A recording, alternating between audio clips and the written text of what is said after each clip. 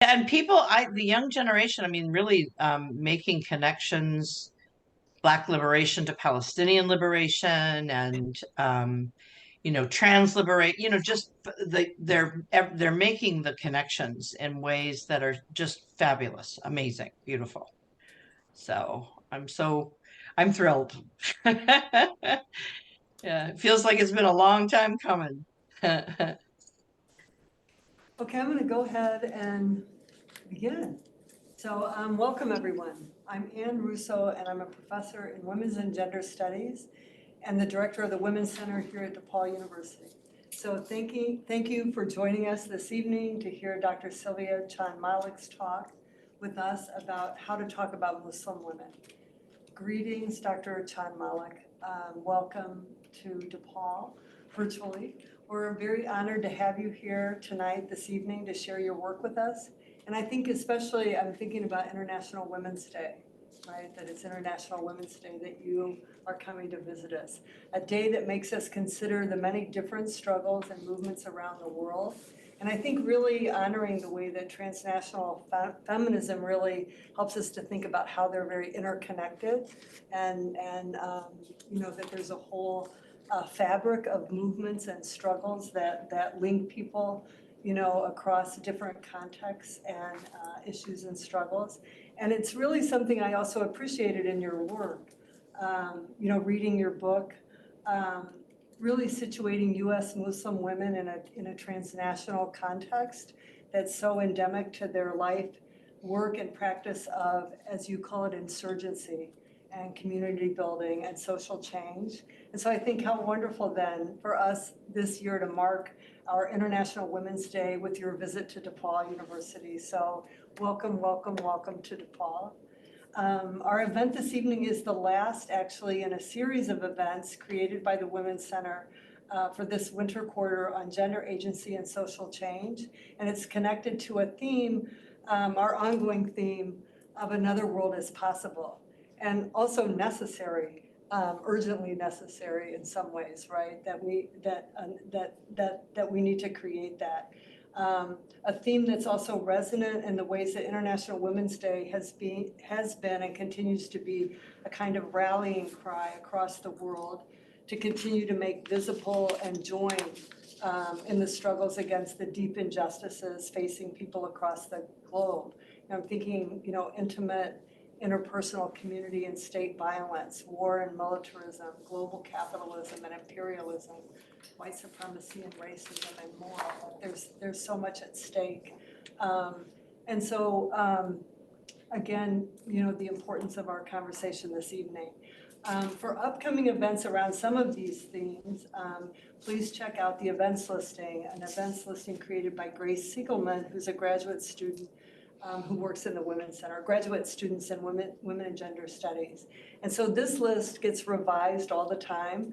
So check out upcoming events here at DePaul and beyond. And it will be, we'll have a lot more events upcoming in DePaul's spring quarter in the next couple weeks. So I want to offer a few gratitudes for those who have made the event possible.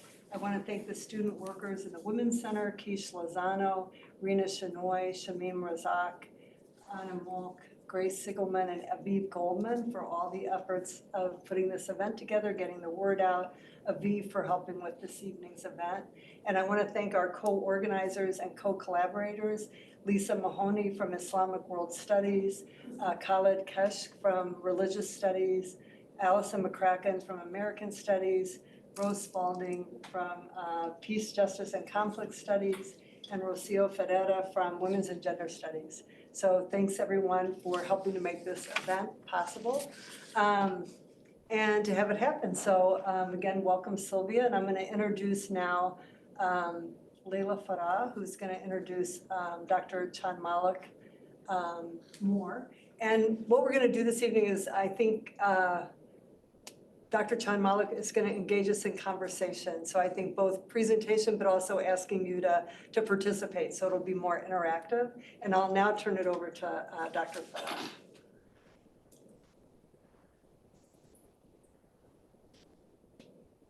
Of course, I forget to unmute as usual, 4 years in.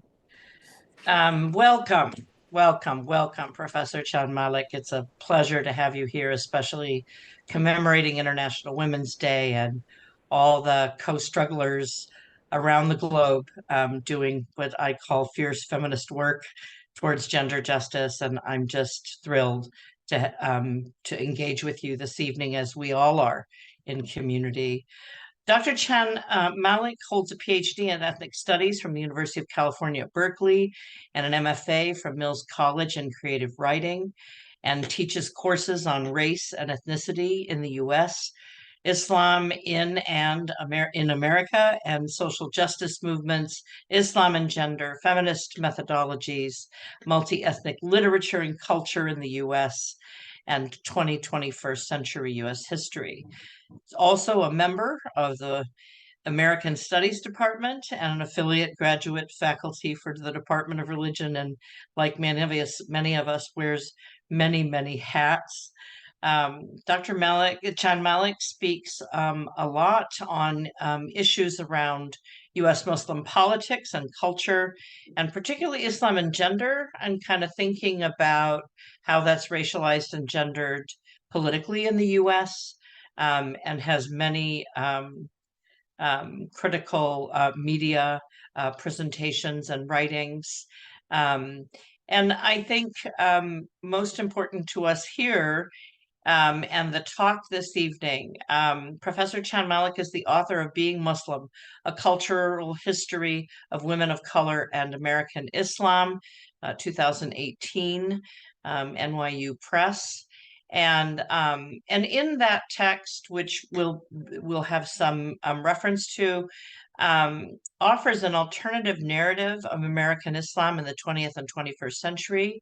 And it really centers the lives and subjectivities and voices of women of color, and brings together many stories of African American women and their engagements with Islam as a social protest religion and one of spiritual practice. So thinking about the encounters between Islam and feminism in US media and popular culture, so important to us. And of course, the cultural production specifically and political expressions of South Asian and Arab American Muslim women, in particular, of course, in the post 9/11 America. And so important to transnational feminist work is looking at stories, and how her book tracks Islam's shifting meanings in women's lives and in a national political and cultural discourse, and kind of thinking about the ways in which race and racialization um, are fitting into the logics of anti-Blackness, xenophobia, Orientalism, white nationalism, white supremacy, and helps us to break much of that down. So without further ado, please help me welcome Professor Sylvia Chan-Malik to commemorate International Women's Day and close us out of this fantastic series. Welcome. Okay. Thank you so much for that wonderful introduction. Professor Farah, Professor Russo, thank you so much, Dr. Farah, for your introduction, and Dr. Russo for inviting me to speak with your class.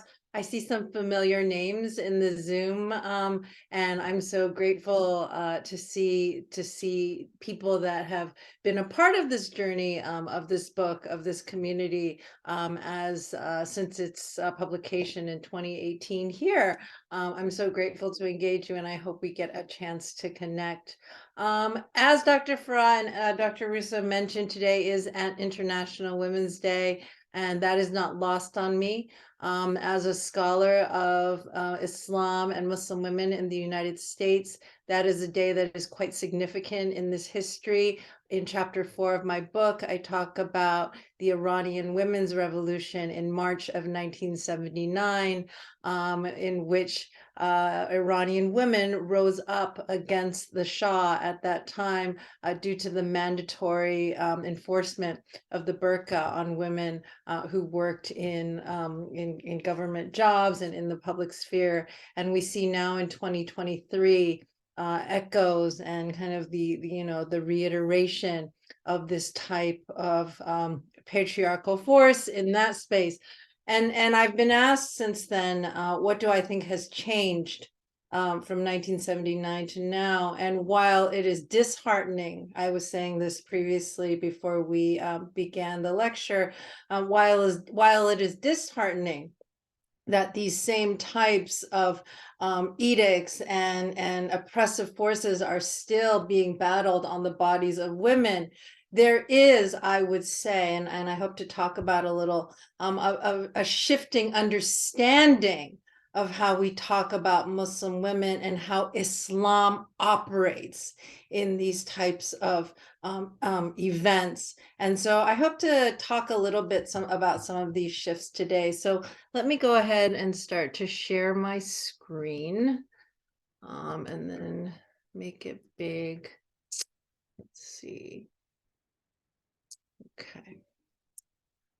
Oops, no, I want it to be big. Okay, so is everyone okay? They can see the slides? Yes. Yes, okay. And as I believe Dr. Russo said, I would like to have more of an interactive conversation. I know some of you, it's Zoom, you're probably at home, you're in your pajamas, whatever, and you want to just listen to the talk. But if you want to jump in on the chat, or even if in the chat, if you have a question and you want to engage, please feel free to just say, hi, hey, I have a question. I'm completely fine with that. This is a very relaxed, casual conversation that I hope we can follow up on in questions afterward. So I titled my talk today, How to Talk About Muslim Women, because I realized that since the publication of my book in 2018, what I've done a lot of is talk about Muslim women. I've done many book talks. I've done a lot of public scholarship around the issue. And, there has not been a moment in the last 6 years in which Islam and Muslim women were not in some way in the media landscape, oftentimes in frustrating and difficult ways in which journalists, politicians, and cultural producers were talking about Muslim women as objects and less as subjects. And so there was always a lot to say in terms about how to talk about Muslim women. And so this talk is a bit of a reflection upon how I have been talking about it and how the writing of the book has translated into how I have come to speak about these subjects and kind of bring them into a more public space as well. I think what I've thought about a lot is that so many of us as academics, especially working on feminist topics, on issues of gender, we really do have such an important role to fill in terms of the public space around these issues. So I hope I can touch upon some of that today, and I hope you will also engage me in how you think about these issues moving forward. So let's see, how do I toggle forward here? So I wanted to do a little thought exercise before we got started. And I wanted to ask you to think about images of 3 different kinds of women. You just saw my first slide, so I sort of gave it away. And I just wanted you to create kind of visual images of 3 terms: Christian women, Jewish women, and Muslim women. And kind of just, think like, and I know this is not what you think. I know everyone here does not think in these kind of racial, gender, kind of static stereotypes, but just think about what comes to mind in terms of the media landscape, cultural productions, etc.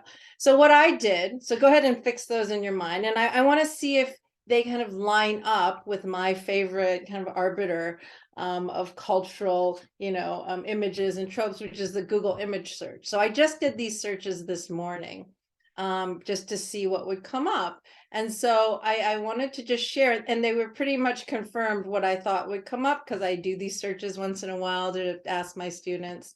And so for Christian women, you had these images. This is just the first 3 rows. There's 3 or 4 rows that I pulled up of Christian women. And if you notice here, I just want you to take note, and I'll ask you at the end of all three, like what you notice about issues around who is in these images, what they look like, what is the kind of impression you get of Christian women, what is the larger takeaway that you get from this search. Okay, so this is Christian women.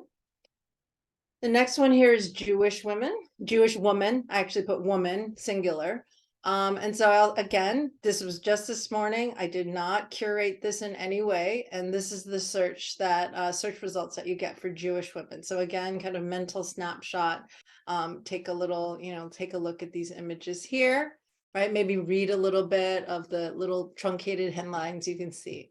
And finally, this is the one of Muslim women. Okay, so this is Muslim woman, and this is, again, the Google image search.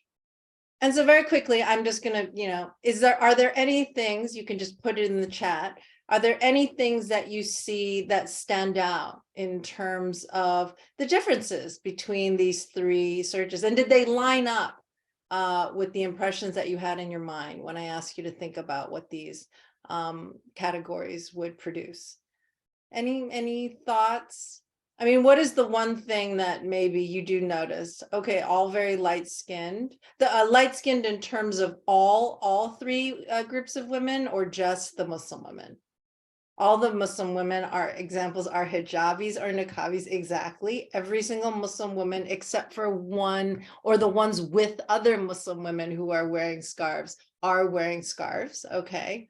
Any other? They're very light skinned. The Muslim women are light skinned. Well, all the Christian women are smiling, right? So like very quickly, all the Christian women seem very friendly. I mean, there is an image of the Church of England's female bishops in prayer, but other than that, they're all very inviting. They all seem very welcoming. They seem very friendly. As do, I would say, many of the Jewish women, right? It's like God's light shining down from them. Christian women photos are very curated. These are great. You are all very good cultural image readers. First search was a lot of pictures in nature. Okay. And there's variety too, like in the Christian and Jewish women, there's a lot of women kind of in community, in groups, in public settings. Whereas I noticed that for the Muslim women, there's a lot of women singular, and all of them seem to be about like Muslim women's experiences. Why do Muslim women wear a hijab? What it's really like being a Muslim woman. Like the Muslim women kind of search is about being Muslim women, right? So great. Thanks for playing the game with me. There's far less variation. So these are the kind of standouts that I saw right away. There's far less variation amongst the Muslim women. There's little indication of the heterogeneity of Muslim women, not only in the US, but of course the 1.6 billion Muslims worldwide. And the veil is the central marker of Muslim womanhood here. I mean, there is no Muslim woman without the headscarf, and you see it here. This is what marks what Muslim womanhood is. And as I'm sure many of you know, there's a really rich literature on the discourse of the veil by folks like Leila Ahmed and Fatima Mernissi and other Islamic feminists, thinking about the ways in which the veil has been fetishized and objectified in colonial discourse, and how it has been made into a symbol of the backwardness of Islam through, right, British colonial writers, authors, thinkers from the early 19th century and even earlier into the present. And this discourse of the veil continues to this day. What is not in question, right, about Muslim women, and in particular Muslim women who wear the headscarf, is that they are the primary subjects of discrimination and anti-Muslim violence in the United States. Here is an article that by Noura Siddiqui from March 2022, in which she did a study. I believe she's a scholar at Georgetown, Noura, where she surveyed 1,000 women and did not surprise me that Muslim women in hijab get the brunt of discrimination that is directed at Muslims in the United States. So I just wanted to, very quickly kind of think through the ways in which, on the one hand, we don't want to kind of completely associate Muslim women with the scarf, but at the same time, it is Muslim women who wear the scarf that bear the brunt of anti-Muslim racism. So Islam is the third largest religion in the US, and it is projected to become the second largest by 2040. Muslims currently make up about 1.5% of the US population, so it's a fairly small group, 3.5 million people. Only 43% of Muslim women in the United States wear the headscarf, right? And so of the other, 60 so percent, those women might wear the scarf part-time. They might wear it just to pray. They might not wear it at all ever, right? But it's so interesting that the representations that we have of Muslim women are so often wedded to the scarf, when a majority of Muslim women in the United States actually do not wear it. Because of the anti-Muslim sentiment that is mostly directed at women because they are so visible, women who wear the headscarf, Muslim women feel discrimination is a larger problem than Muslim men, 63% versus 38%. And Muslim women ultimately have far less trust in the US government and in institutions than Muslim men, though neither group has that much trust, 28% of men versus 10% of women. So I wanted to situate all of this a little bit also in the moment we're in, because we are in a very terrifying and fraught moment. And I do want to reflect on that. We're in this moment of bans. This moment of ban on critical race theory, on, trans folks, on drag shows. I mean, the whole idea of a ban is kind of the approach of the conservative right, that we ban things. So I wanted to kind of reflect a little bit on the fact that one of the first bans of our particular era was the Muslim ban. And I wanted to ask us to think together about what exactly a ban is, because this is such a huge part of understanding Muslim ways of being and Muslimness in the United States. So a lot of my work draws from the theory of theorist Sarah Ahmed and her work, The Cultural Politics of Emotion, in which she writes about the performativity of disgust. And so what is a ban? A ban is a prohibition on something that a particular group of people finds disgusting. And Ahmed talks about how disgust sticks to particular bodies for certain people, right? The other in whatever way. But disgust is not just something that happens, right, within the being of the person who is disgusted. Disgust is clearly dependent upon contact. It involves a relationship of touch and proximity between the surfaces of bodies and objects. Disgust then operates as a contact zone. It is about how things come into contact with other things. So I always try to remind students and anyone I talk to that when we have these types of bans, when we have xenophobia, when we have racism, this is not happening, independently within one being. It comes into fruition. It comes into legislation. It comes into being through contact. So it is always a relationship. And so one way that I think about Islam and Muslims and Muslim women is always through relationality, through contact. And so this image that came up, I found this image I found this image after I finished the book.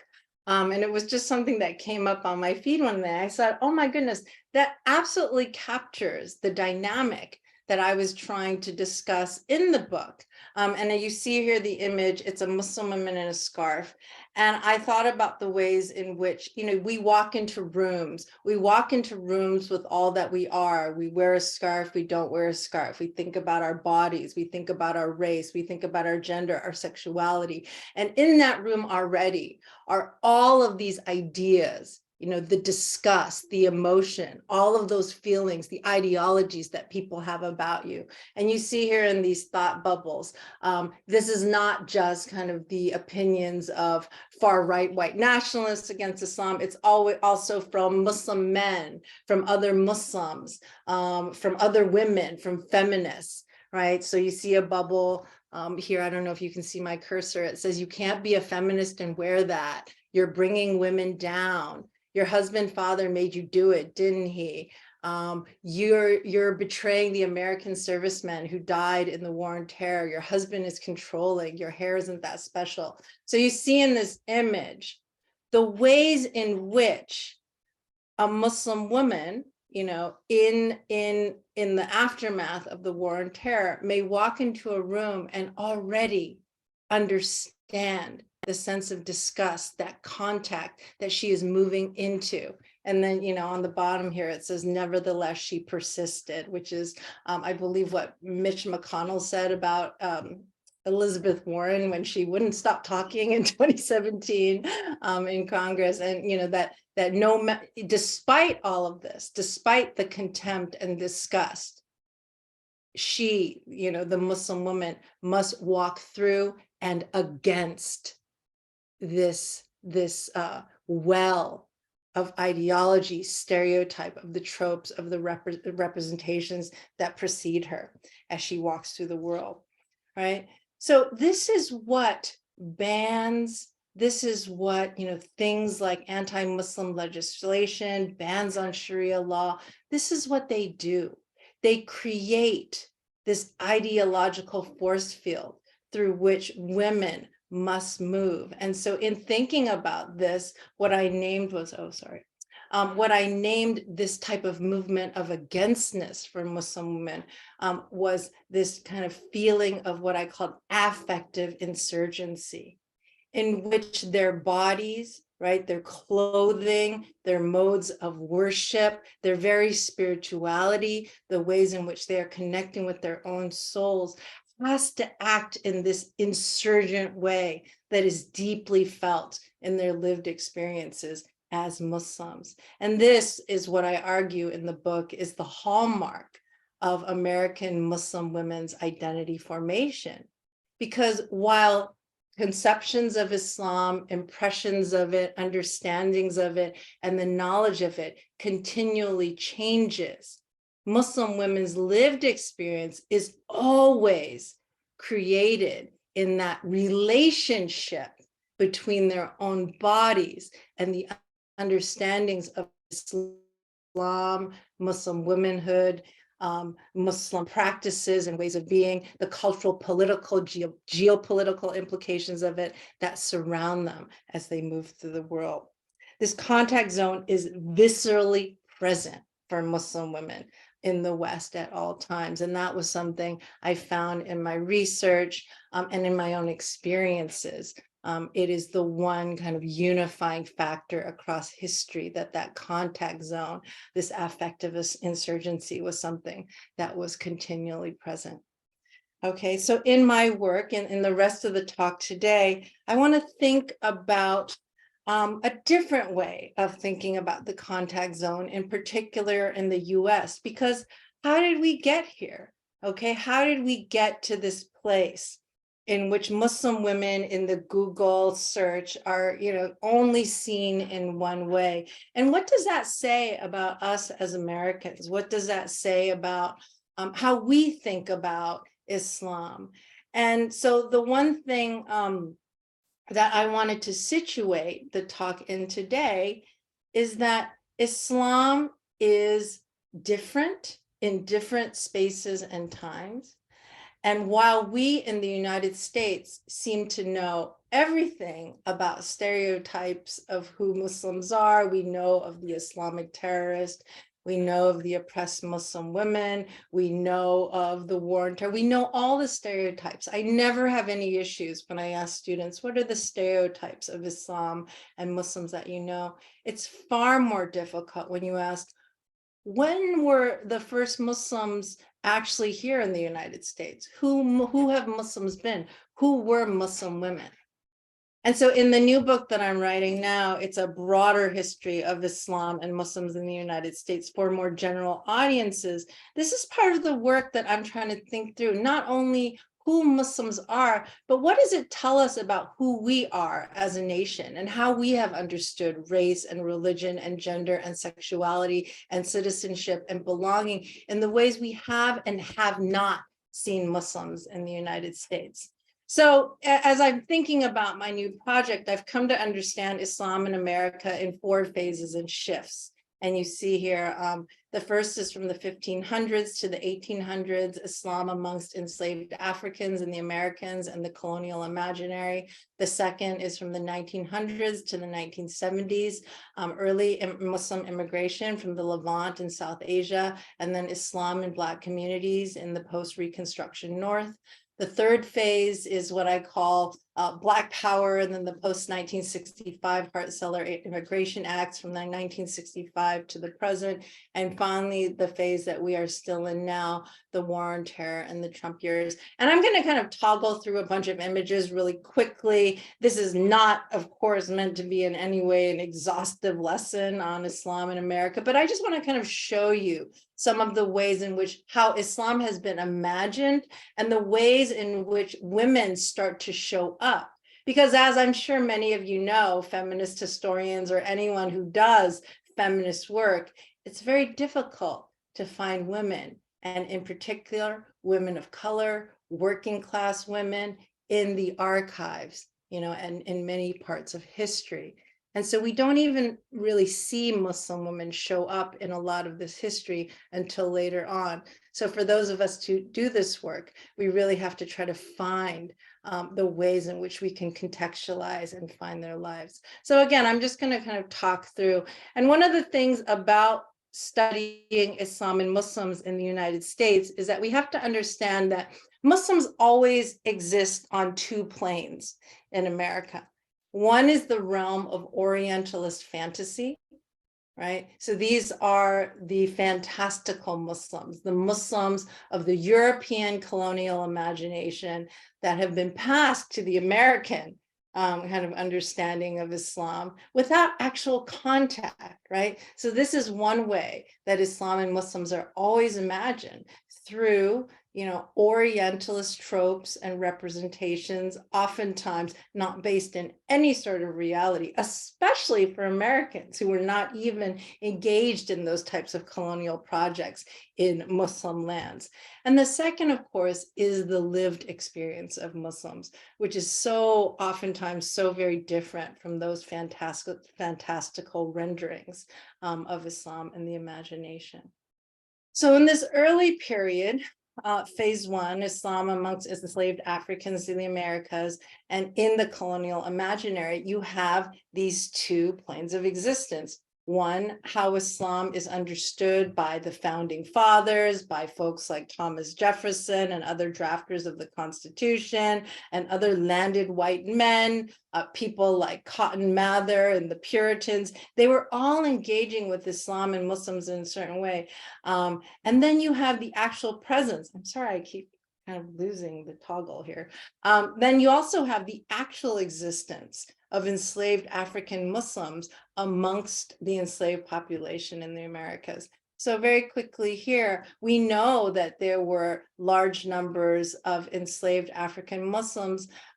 One, because a vast majority of the enslaved peoples that were forcibly brought to the United States were from a region in West Africa, the Senegambia region that is predominantly Muslim. So it would make sense that many of the enslaved Africans that were brought here were Muslim. Scholars have estimated that about 1/5 of enslaved peoples brought to the Americas were Muslim, and also because there is a historical record of Muslims amongst the enslaved. So here you just see some images of the most prominent of these, whose narratives have been preserved. In the upper left-hand corner here, a man named Abdul Rahman, who was known as the Prince of Slaves.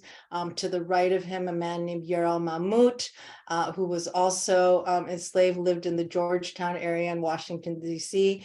Over here on the left, a man named Ayuba Suleiman Diallo, and then finally Bilali Muhammad, who was actually a plantation driver on Sapelo Island in Georgia, where some of his descendants still live to this day.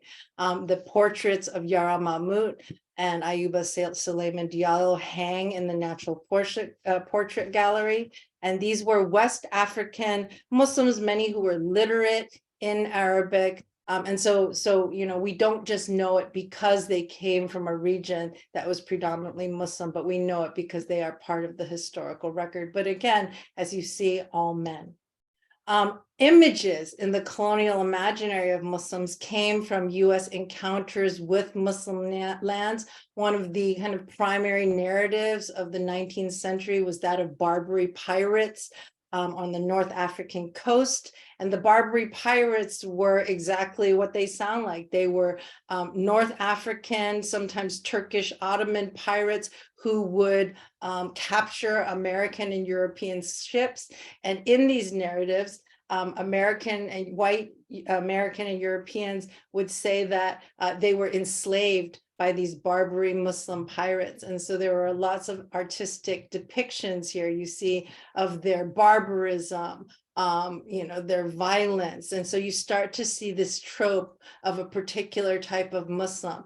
And so tropes of Muslims are always gendered. So you already start to see here the ways in which Muslim men are imagined as savage, as indecent, as predisposed to violence.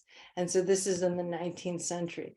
Always accompanying that image of the Muslim man is also images of Muslim women. And this is one from the early 20th century from the New York Times in 1904, in which there is an article about the unveiled women of Islam. So it's a very interesting article because on the one hand, it talks about the ways in which all Muslim women do not wear the veil.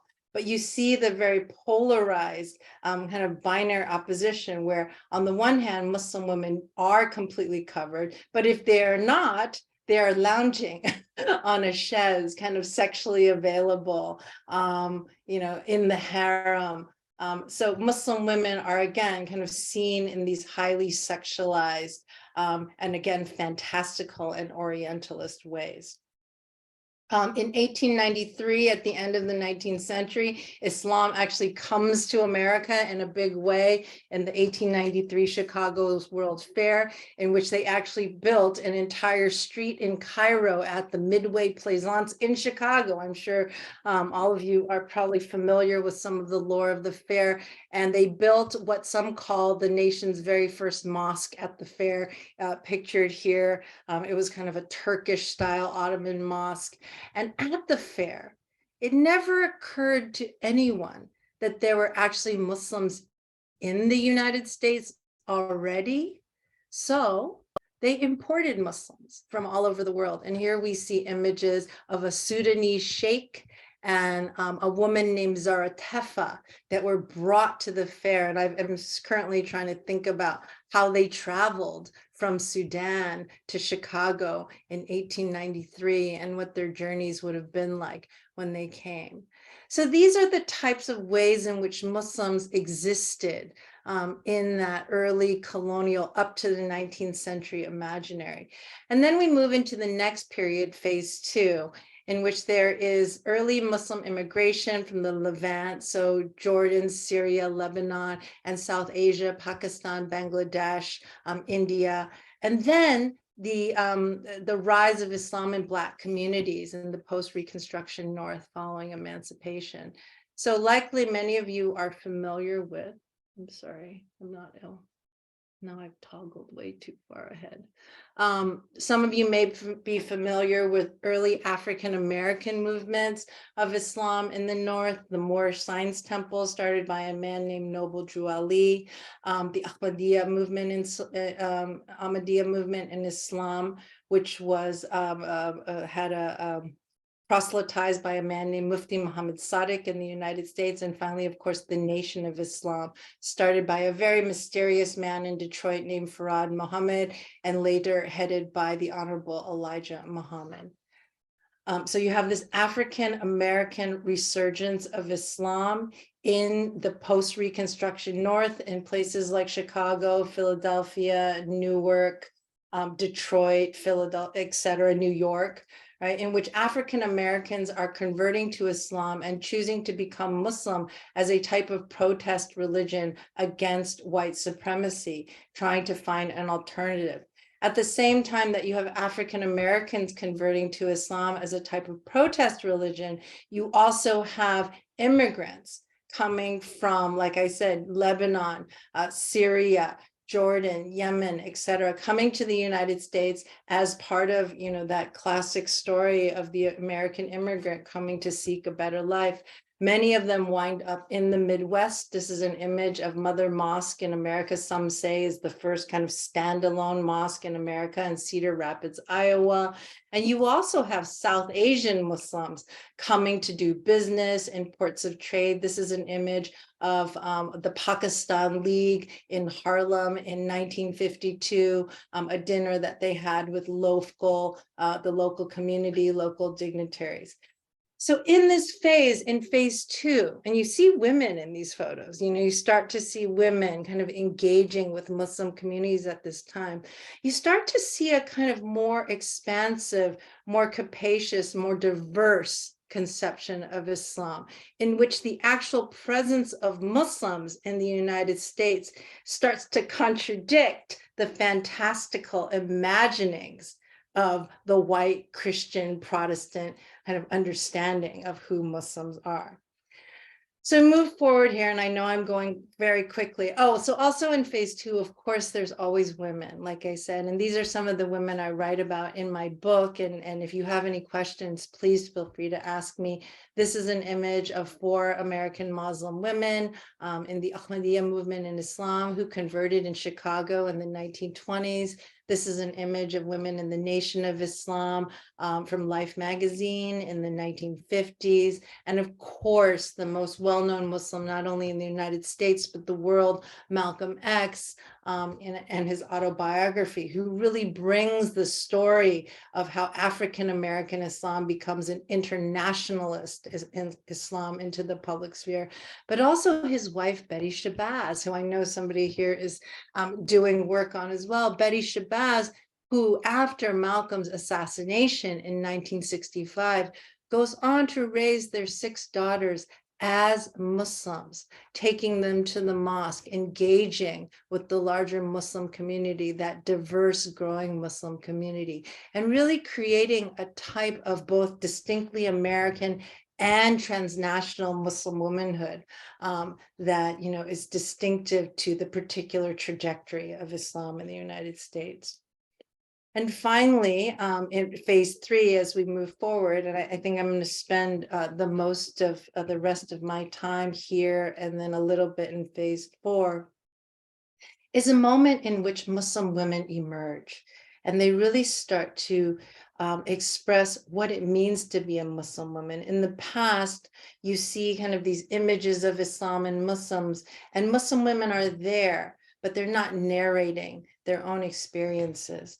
And in phase 3, in this post-1965 moment in which quotas on immigration are lifted, in which this idea of Black power, I'm Black, I'm proud, I'm Black, and I'm beautiful emerge, Islam sort of comes into its own in different ways. So the first way it comes into its own is that after these immigration quotas are lifted, Muslims, many of them professional, educated, start coming to the United States, and they do what all groups do when they kind of become a community. They form institutions. So you have major US Islamic institutions, the Islamic Society of North America, or ISNA, the Muslim Student Association, the Islamic Circle of North America. All these groups are founded in this 1960s, 1970s, and then into the 1980s era. And it's in these groups that you start to see women coming into roles of leadership, issues around gender starting to be addressed, all right? And so these institutions start to be, for a lot of non-Black, primarily immigrant Muslims, they start to be the primary spaces around which political voices and expressions of both men and women are being formulated. For African American Islam, It's the Black arts movement, which is kind of what is known as the arts movement of the Black power, the artistic expression of the Black power movement, that we start to see folks like Amiri Baraka, Marvin X, different types of poets, men expressing their Muslim identities, but you also have women. And this is something I write about in my book, so some of you might be familiar with it. We have people like Sister Sonia Sanchez, who was a member of the Nation of Islam from 1971 to 1975, explicitly talking about what it means to be Muslim women. And so with her poem, what I hope to convey and what I wanted to convey in my book, and I'll share very briefly now, is that in that moment of Black power, of newfound kind of coming out of the civil rights movement, of this hope, Islam meant a particular thing to a particular group of people. And you see it in her words here. She writes, "We are Muslim women wearing garments of the righteous, recipients of eternal wisdom, followers of a divine man and message. Listen to us as we move through the eye of time, rustling with loveliness. Listen to our wisdom as we talk in the temple of our souls." And she goes on, "We are Muslim women, dwellers in light, new women created from the limbs of Allah. We are the shining ones coming from dark ruins, created from the eye of Allah. And we speak only what we know, and we do not curse God, and we keep our minds open to light, and we do not curse God, and we chant Alhamdulillah, and we do not curse God. We are Muslim women." And sometimes I read that poem and young Muslim women will actually say, wow, that is incredibly moving, because that is not a way that we imagine Muslimness being expressed in 2023 or 2019 or 2016, or the different times that I have shared this poem with them. Because this poem, her expression of Muslimness, is filled with absolute kind of love and embrace of what Muslimness does for her as a Black woman. It is being a Muslim woman that gives her new limbs from Allah, right? It gives them light. It is what makes them as women, as Black women, righteous. And you see the ways in which Muslim womanhood is something that is a source of liberation, a source of salvation, a source of safety, and a source of community, because the only pronoun in this poem is we. Fast forward to phase 4 in the post 9/11 era, and you see once again the ways in which the imagining of Islam, and that the way that it exists in the political, cultural, and social imaginary completely impacts the way Muslim women engage it in their bodies and in their practices and in their being of being Muslim women. And so this is another passage that I share book to just quickly illustrate it. An essay by a young woman named Nurhan El Sayed, who was a student at Duke University in 2015. And she writes about how at that time there had been some horrific hate crimes and murders against 3 Muslim students in the UNC Chapel Hill area. And she writes about this moment of being Muslim on her campus. She says, "Before college, I never felt Muslim. I feel a lot of things all the time, but very rarely do I feel Muslim." And she kind of talks about on good days, she takes it for granted. She forgets she's wearing the scarf. She can actually forget all of those speech bubbles in front of her and just move through the world, just being herself. Right? And she has this wonderful feeling of her religion. But skip to the second paragraph. And she says, "In the past few years, there have been a few times where I've felt Muslim." And here you see how feeling Muslim shifts for her. "When the Boston Marathon bombings occurred, I felt Muslim." And this is when 2 young Muslim men bombed the Muslim Marathon. And there was this, aftermath, this calling of terrorism around that. So I felt what it meant to walk into a store and have 10 years of inaccurate media fueled hate projected onto my body by someone who knew nothing of me. When the azan was going to be announced from the chapel, they were going to call the call to prayer at Duke, and there was an outcry and outrage against them saying they were going to do that. She felt Muslim. When people's comments about my faith were wrought with a brand of animosity I still wish I didn't know existed so close to home, when people threatened to hurt Muslim students on campus, I felt Muslim. So for Nurhan El-Sayed in 2015, feeling Muslim is very different than how Sister Sonia Sanchez expresses it in 1972, right? For her, it is a feeling of fear. It is a lack of safety. It is a sense of wanting to shrink and disappear, right? And feeling hatred directed at her, not community. Fast forward even slightly, 5 more years ahead of that. And again, one of the things that I've seen is that, there is this reaction to the ways in which Muslims are imagined. So for Nurhan El-Sayed in 2015, her reaction is deeply felt insofar as she feels this fear. But allow it to process a bit. And in 2015, you have a young woman named Nayantara Dutta, who starts this movement called Unapologetically Muslim, which gets taken up by Linda Sarsour and other Muslim activists as well. And what she said about starting this movement, and she's written a book about it as well, she says in November 2016, when Donald Trump was elected president, he issued an immigration ban, commonly referred to as the Muslim ban, against people from predominantly Muslim countries. This sparked a public debate about what it meant to be Muslim. At that time, Nayantara Dutta was at Tufts University in the final year of her psychology degree. As a third culture kid and a person of color, Dutta had always been keenly interested in cultural identity. The events unfolding around her, including the immigration ban, goaded her to deep dive into the subject of Muslim identity. And so for Nayantara Dutta, her response, right, her affective insurgency, the way she was going to move into that space, was, of course, she felt fear, of course. And of course, everything Nurhan El-Sayed felt was absolutely justified. But as she continued through that space, she here tweeted last year, "It's been 4 years since I started Unapologetically Muslim in reaction to the Muslim ban to create a space to celebrate and listen to Muslim women, thinking of everyone who is breathing easier today and all of the healing ahead." Right. And so just 5 years after it, you start to see the ways in which Muslim women are responding and building new forms of agency and resistance in relation to, once again, in relation to and in contact with the ways in which Islam is being imagined in the public sphere. The thing I want to end with now, I want to make sure I end by, we have till 8:15, is that correct? So I want to do the last 15 minutes for questions. The thing I want to end with here is not some sort of triumphantist note. I think Datta's movement is wonderful. I also, have questions about it, kind of thinking about what that means to be unapologetically Muslim, who is speaking, who is being represented, she as a non-Black immigrant Muslim, like who does that encompass? But I wanted to point out one thing.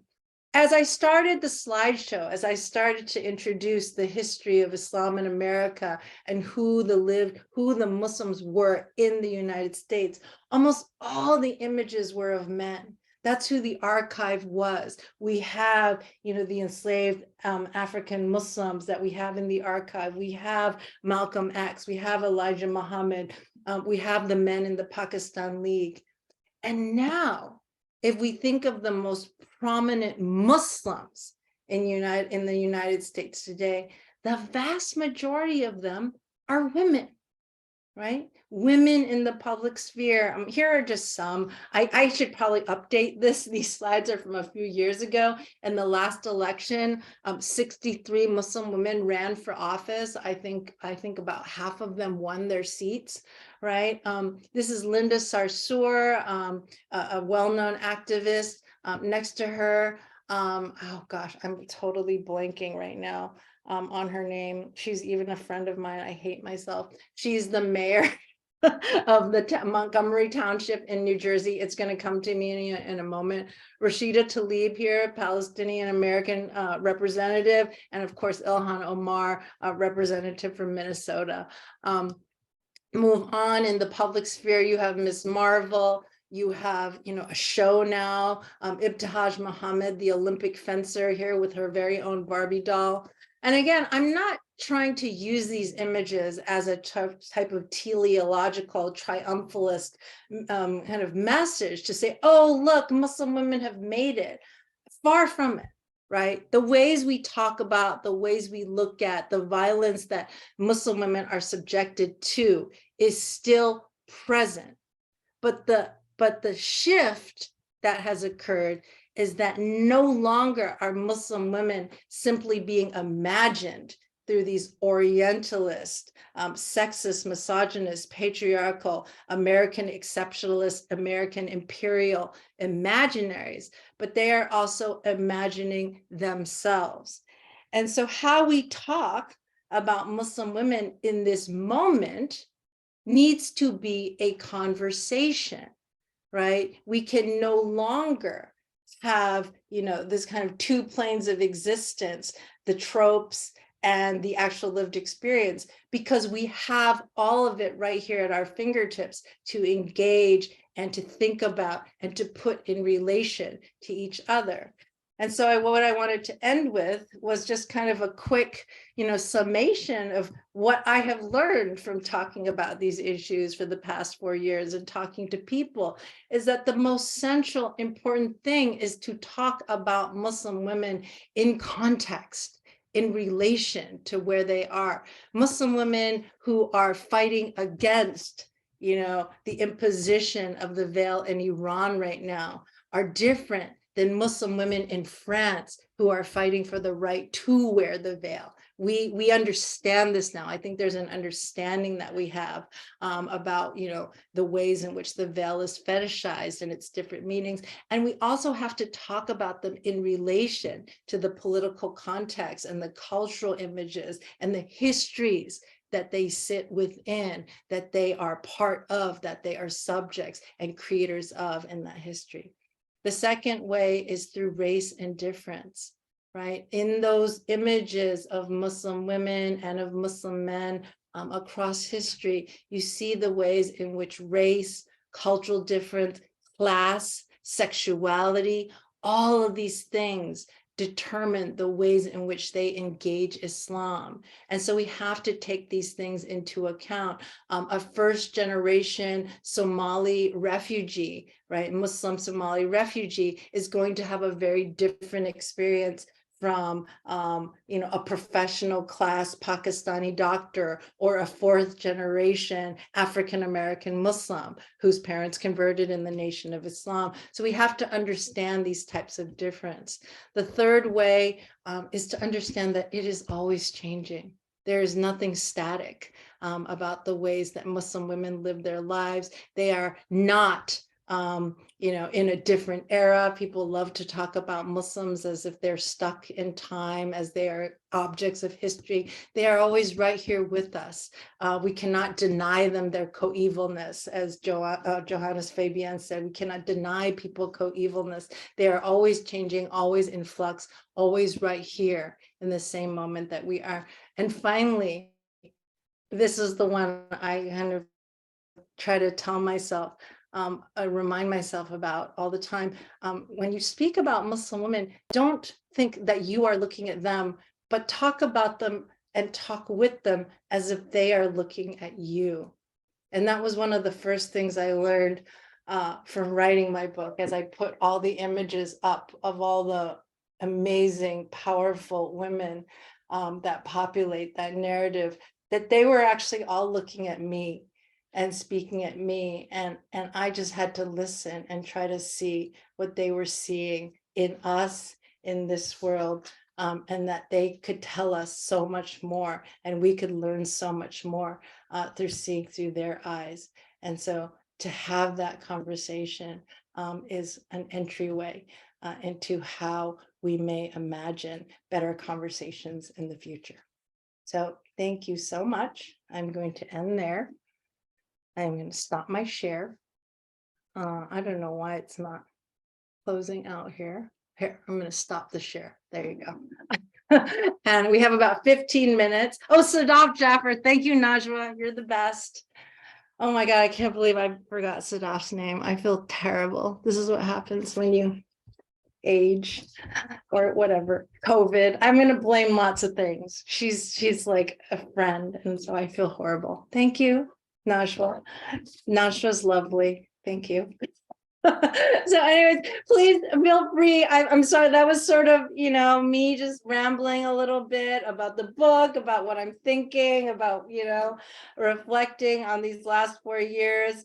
I would love to hear your thoughts. If you want to ask me about any questions, if anything, if I went over too fast, or if you wanted to bring in anything as well, I would love to hear your thoughts and your feedback. So thank you so much. So I just have a quick question. I'm always, as my students who are here know, and others, I'm always interested in how folks are responding. So how Muslim women are responding. And you did talk a little bit about this in your talk. But since I come from a transnational feminist perspective, I'm interested if you could identify for our participants here in this moment, organizations that you feel are particularly salient in these struggles against lack of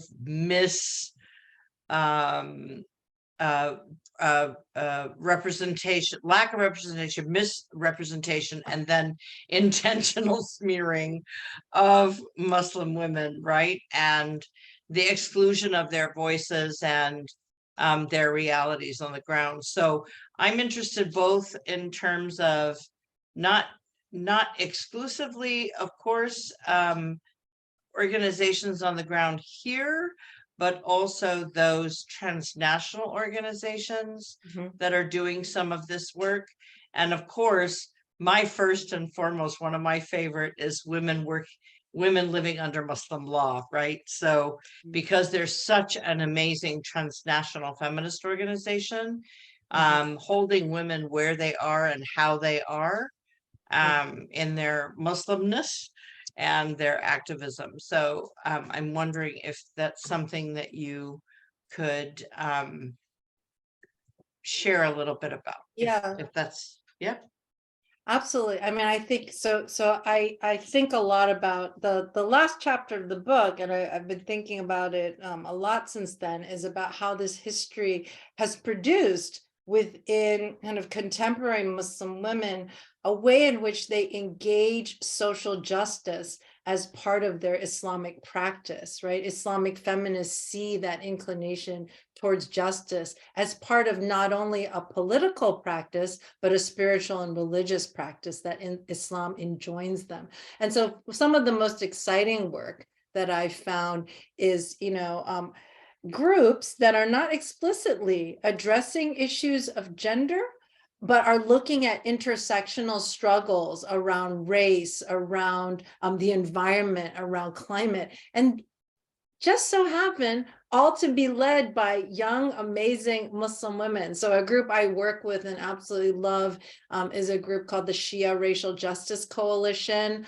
run by a group of young women, fierce, amazing young women, formed in the aftermath of the George Floyd murder in 2020. And they are taking a distinctively Shia Muslim perspective to think about the ways in which Shia Muslims imagine justice, and taking that work, not just addressing, they're called the Shia Racial Justice Coalition, but thinking about issues of race in a very intersectional way. So they are doing workshops on, the women's uprisings in Iran. They've done workshops on food justice and climate change, and they are really bringing this work into both virtual space, which I find really exciting. So I'm thinking also more about US-based groups. Of course, there are amazing transnational Muslim women's groups.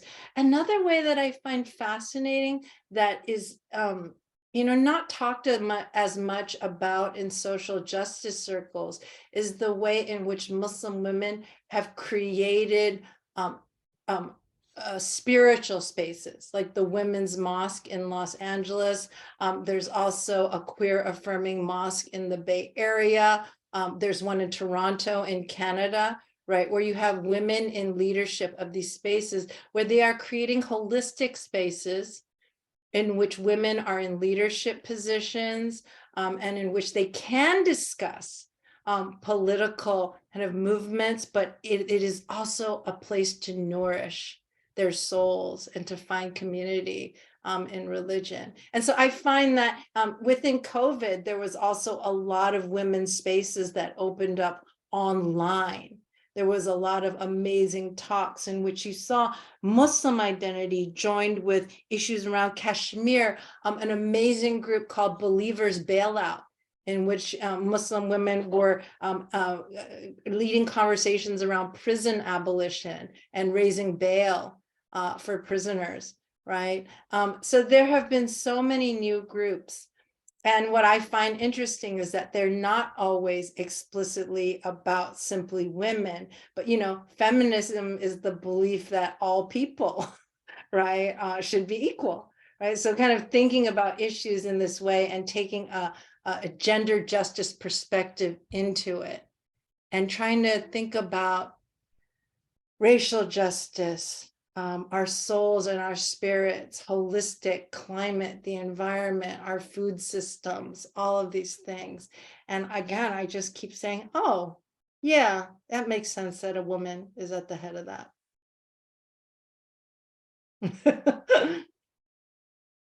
Oh, okay. So from a student in the class, let's see. I would love to know more about the poem at the start of chapter 5. Oh, the Moja Kaf poem, and why you chose it. So Moja Kaf is a really fascinating poet, and I just really knew I wanted to have her in the book in some way, though I don't write about her at length. So when I first started to engage and study in Islam, this was in the early 2000s, and I'm actually writing about this moment in my new book. There was this moment in the aftermath of 9/11 where there was this website called Muslim Wake Up.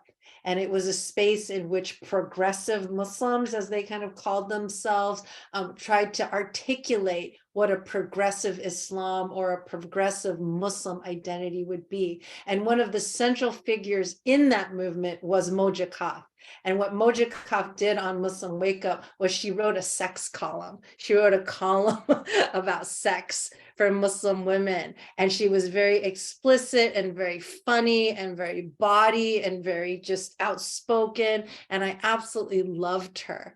And when I started engaging, and then I found out she was a literary scholar and also a poet. And I started reading her poems. And I just thought, wow, the boldness of this woman to be writing these poems about how her grandmother, her Arab grandmother, washed her feet in the sink at Sears. So that she can make wudu, so she could pray in the Sears. I don't know if you all even know what Sears is. It was a department store that we all grew up with, those of us who are slightly older.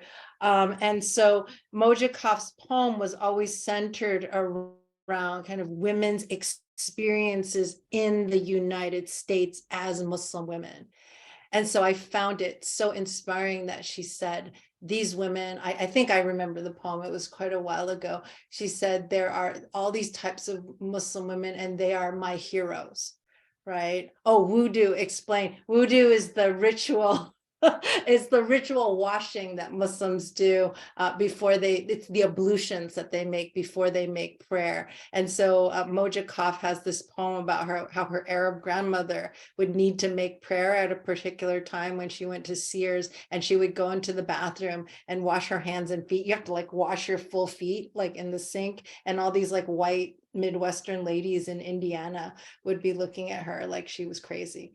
So I wanted to include Moja Kaf's voice in there in thinking about the social justice, very grounded in race, gender, and the lived experience of Muslim women at the start of that chapter, because that is kind of the through line that I wanted to articulate from the past to the present, that women like Moja Kaf have inherited this social justice paradigm from people like Betty Shabazz, like Dakota Staton, like the women in the Nation of Islam, like the women in the Ahmadiyya movement, but you know, kind of adapted it to their own experiences as Arab American women in the 20th and then 21st century. And so she's really writing about that legacy, that these are marvelous women, and these are her Arab ancestors in the Middle East, as well as the African American Muslim women with who she's raised in her mosque in Indiana, right? So that's that poem. It's called The Marvelous Women. Let's see, another student. What are some of the similarities and differences between popular media representation of protesting Iranian Muslim women today compared to 1979?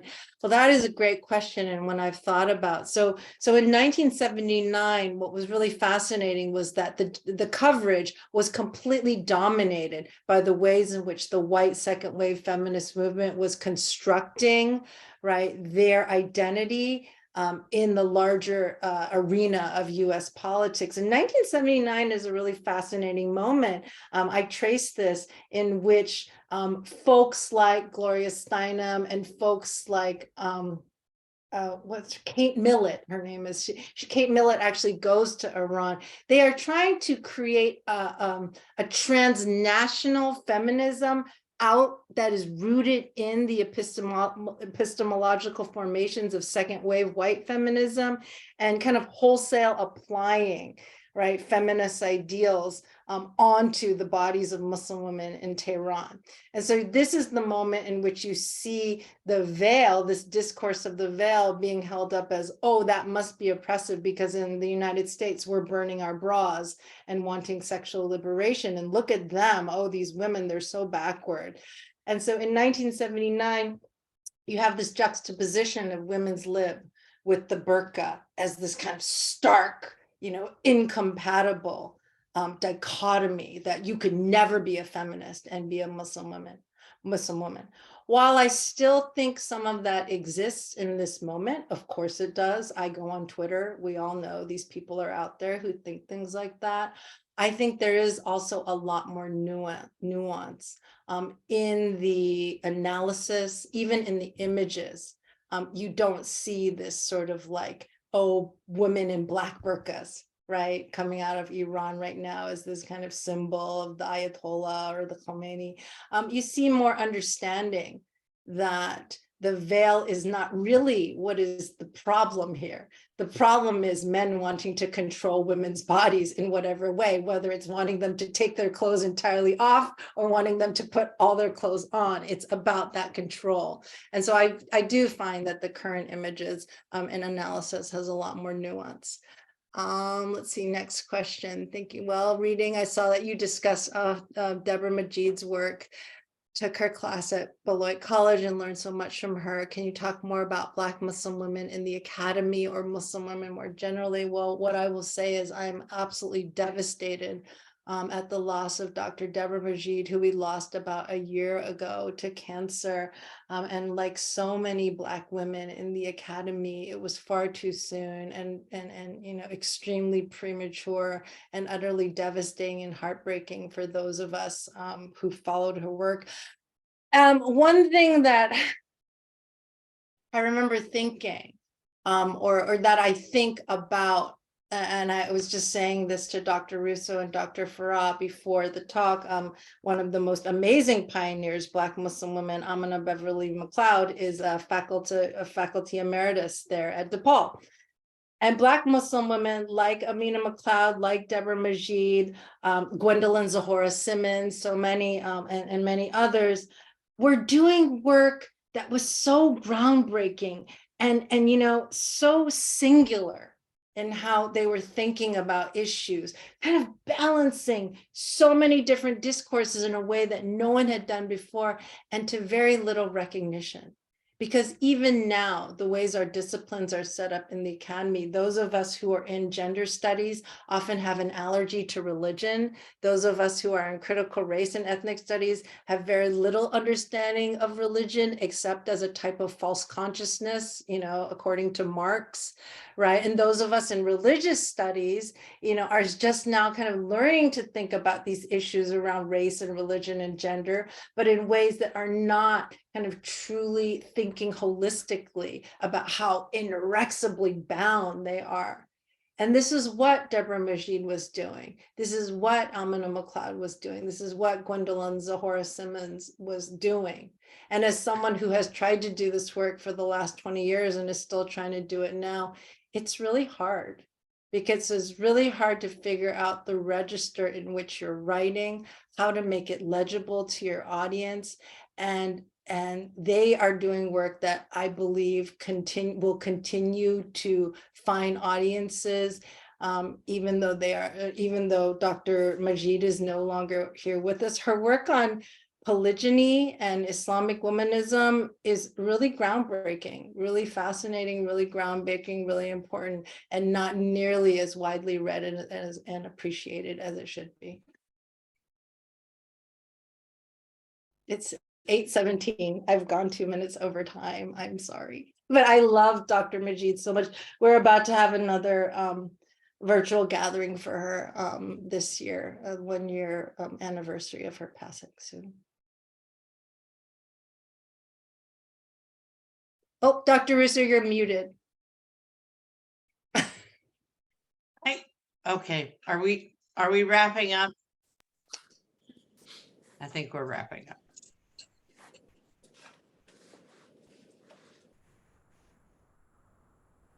Anne, are we wrapping up? I think so. Okay. Is it 7:18? Did you have something else you wanted to offer? No, I was just no,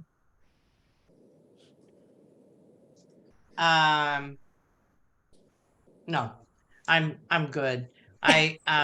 Yeah, it because it's an involved question and would go on, I think, for Dr. Chan-Malik for a while. So I'll just No. say thank you so much. And I'll pass on my question. I know, I feel like I have all these questions in my head as well. So, so we'll have to do this again at another time. But if we could all join in thanking Dr. Chan-Malik for such an amazing.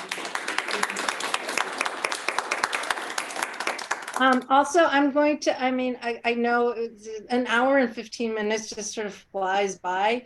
I'm going to put my email in the chat if anybody would like to, you know, want any references or citations or anything like that. I'm happy to share. Or if you had a question you didn't get to ask, feel free to message me.